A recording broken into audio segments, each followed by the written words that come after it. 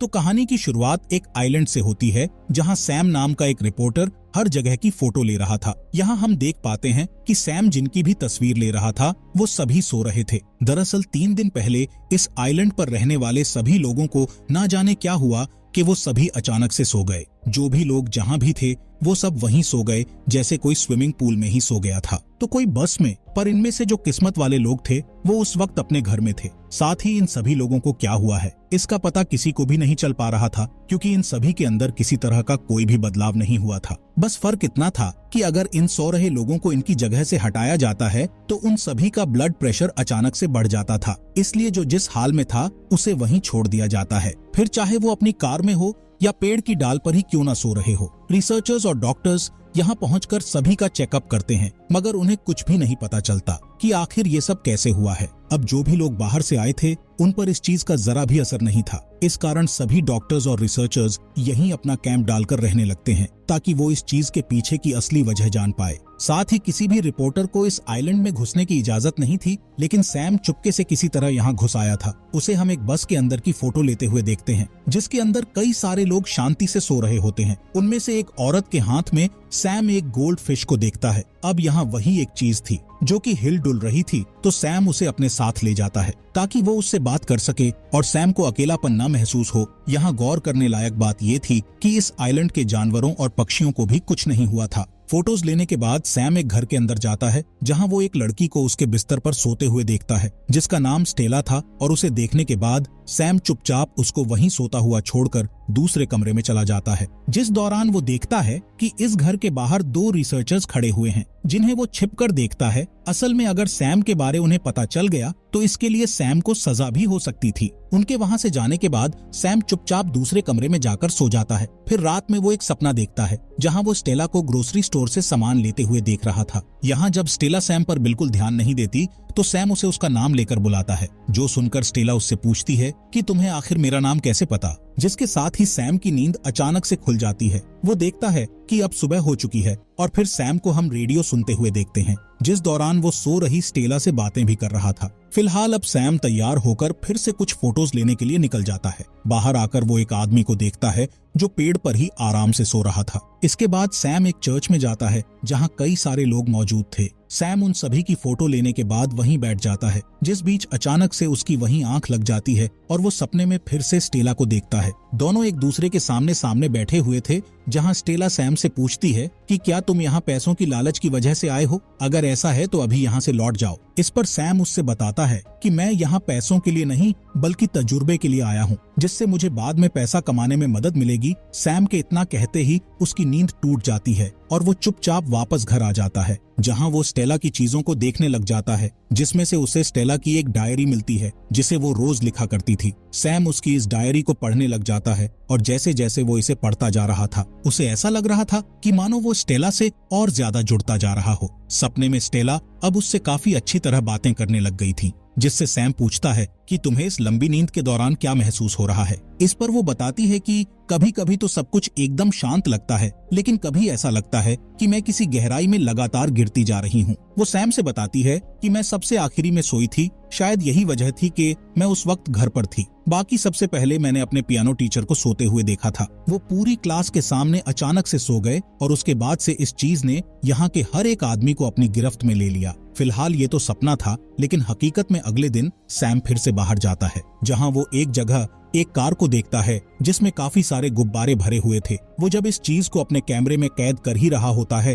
तभी वो देखता है कि सामने के घर की बैल्कनी पर 2 रिसर्चर्स खड़े हुए हैं। अब इससे पहले वो सैम को देख पाते, वो छिप जाता है और जल्दी से घर वापस आ जाता है। सैम को ये एहसास हो चुका था कि यहाँ रुकने की वजह से वो मुसीबत में पड़ सकता है, तो वो जल्दी से अपना सारा सामान पैक करके यहाँ से निकल जाता है। मगर जब वो किनारे पर बोट के पास पहुँचता है तो वो काफी देर तक वहाँ खड़ा होकर सोचने लग जाता है। दरअसल उसका दिल स्टेला को छोड़कर जाने का नहीं कर रहा था, इसलिए सैम वापस लौटने का फैसला लेता है ताकि वो स्टेला के साथ और समय बिता पाए। यहाँ हम समझ पाते हैं कि सैम कहीं ना कहीं स्टेला को पसंद करने लगा था। वो अब जब भी सोता तो स्टेला उसके सपनों में उससे बात करने के लिए वहाँ मौजूद रहती। इसी तरह एक दिन जब वो सो जाता है तो सपने में वो स्टेला को अपने सामने बैठा हुआ देखता है। वो सैम से पूछती है कि तुम मुझे आज असली कारण बताओ कि तुम यहाँ क्यों आए हो। यहाँ स्टेला की जिद पर सैम आखिर उसे असलियत बताता है कि मैं इस आइलैंड पर 1 साल पहले अपनी छुट्टियां बिताने आया था। उस वक्त मैंने तुम्हें एक ग्रोसरी स्टोर में देखा, जिसके बाद तुम सीधा एक रेस्टोरेंट में गई,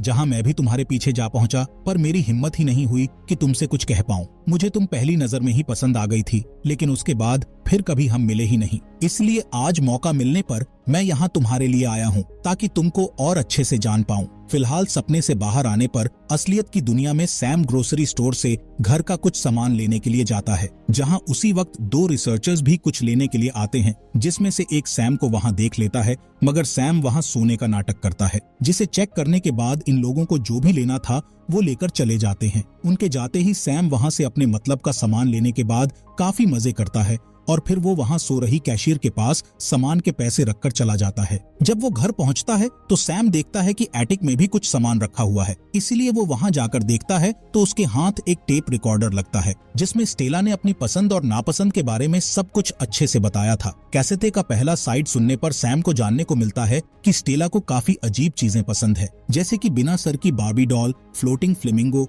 और खास करके टाइपराइटर की आवाज उसे काफी ज्यादा पसंद है। इसलिए सैम स्टेला की सारी पसंद की चीजें लाकर रख देता है, ताकि जब भी वो जागे तो ये सब देखकर काफी खुश हो। इसी के साथ स्टेला ने बताया होता है कि मुझे बीच पर एक लॉन्ग ड्राइव पे जाना अच्छा लगता है। ये बात सुनते ही सैम फिर से अपनी सपनों की दुनिया में चला जाता है, जहां वो देखता है कि स्टेला उसके साथ लॉन्ग ड्राइव पर जाने के लिए तैयार है, जिसके लिए स्टेला एक सोते हुए आदमी की कार में जाने को बोलती है, जिस पर सैम बोलता है कि हमें चोरी नहीं करनी चाहिए, लेकिन स्टेला का कहना था कि हम चोरी नहीं कर रहे हैं, बल्कि हम तो कुछ देर के लिए उसकी कार बोरो कर रहे हैं। अब यहाँ स्टेला की जिद के सामने सैम को झुकना पड़ता है और दोनों उस आदमी के घर घुसकर कार की चाबी लेकर आते हैं। ड्राइव के दौरान सैम देखता है कि स्टेला कितनी खुशदिल लड़की है। यही वजह थी कि सैम को उससे प्यार हो गया। अब जैसे ही सैम अपने इस सपने से बाहर आता है, वो देखता है कि स्टेला के घर पर कुछ डॉक्टर्स उसे देखने के लिए आए हैं। दरअसल ये लोग हर हफ्ते इसी तरह चेकअप करने के लिए आते हैं, जिन्हें देख सैम जल्दी से अलमारी के अंदर छिप जाता है।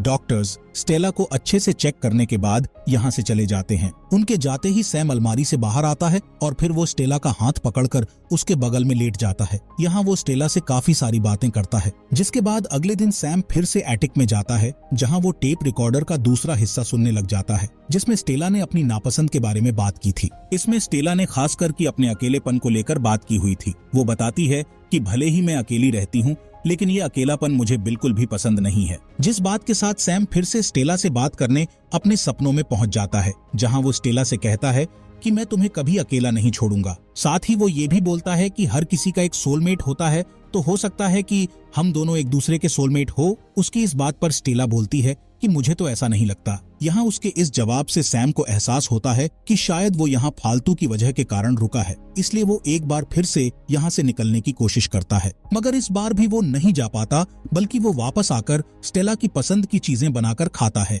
जिस दौरान उसे हमेशा की तरह फिर से सपने में स्टेला दिखती है, जो कि उससे बोलती है कि तुम यहाँ से चले जाओ, क्योंकि जिस स्टेला को तुम डायरी और रिकॉर्डर की वजह से जानते हो, वो असली स्टेला से काफी अलग है। यहाँ सैम को भी एहसास होता है कि स्टेला सही कह रही है, जबकि ये सब उसके सपनों में हो रहा था। सैम तीसरी बार यहाँ से जब निकलने की कोशिश करता है, तो उस दौरान उसे ना जाने क्या हो जाता है कि सैम को काफी ज्यादा प्यास लगने लगती है। वो जितना भी पानी पीता, उसकी प्यास उससे बुझ ही नहीं रही थी। इसके साथ उसे नींद भी आ रही थी, जिससे वो समझ जाता है कि अब इस चीज का असर उस पर भी होने लगा है, और वो गिरते पड़ते किसी तरह से वापस स्टेला के घर में आता है, जहाँ पहुँचते ही उसे नींद आ जाती है। मगर अगली सुबह वो जाग जाता है। यहाँ सैम समझ चुका था कि अब जल्दी ही वो भी यहाँ के लोगों की तरह लंबी नींद में चला जाएगा, इसलिए वो स्टेला के लिए कई सारे नोट्स लिखता है और फिर कुछ देर बाद वो बाकियों की तरह ही गहरी नींद में चला जाता है। जिसके कुछ दिनों बाद हम स्टेला के शरीर में कुछ हरकत देखते हैं। यहाँ स्टेला नींद से बाहर आ चुकी थी, जिसके शरीर ने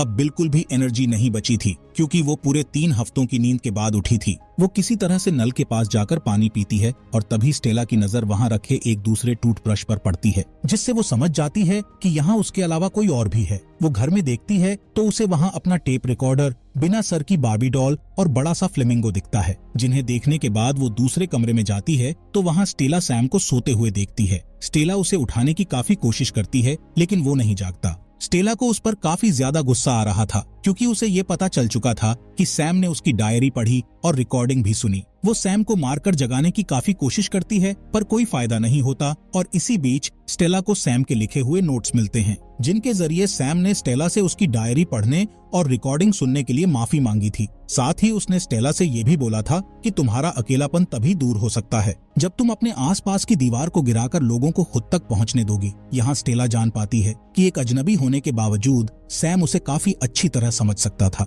इसलिए अब वो सैम का उसी तरह ख्याल रखने लग जाती है जैसे कभी सैम स्टेला का रखता था। इस दौरान स्टेला को सपने में सैम दिखाई देता है, जिससे स्टेला उसकी पसंद, नापसंद और बाकी चीजों पर कई सारी बातें करती हैं। और फिर कुछ दिन बीतने के बाद जब स्टेला एक सुबह उठती है तो सैम वहाँ नहीं होता जहाँ पर वो सोया था। उसे ढूंढते हुए स्टेला किचन की तरफ जाती है तो सैम उसे वहाँ मिलता है। इन दोनों को एक दूसरे से मिलकर ऐसा लग रहा था जैसे कि ये इनकी पहली मुलाकात ना हो, बल्कि दोनों एक दूसरे को काफी अच्छी तरह बातें कर रहे थे। उन्हें एक दूसरे के बारे सब कुछ पता था। यहाँ दोनों एक दूसरे से हाथ मिलाते हैं और फिर एक दूसरे की बातों में पूरी तरह से खो जाते हैं। अब मूवी के आखिरी सीन में हम बस में उसी औरत को नींद से जागते हुए देखते हैं जिसके हाथ में गोल्ड फिश थी। यहाँ हम देख पाते हैं कि उसमें अब एक नहीं बल्कि 2 मछलियां थीं, जो काम जाहिर है कि सैम का ही है। इसके जरिए वो बताना चाहता था कि इस फिश की तरह स्टेला अब अकेली नहीं रही, क्योंकि अब वो उसके साथ है। और इसी के साथ ये मूवी यहीं पर खत्म हो जाती है। दोस्तों, आपका दिल से शुक्रिया हमारे फॉक्स एक्सप्लेनर हिंदी चैनल को सब्सक्राइब करने के लिए।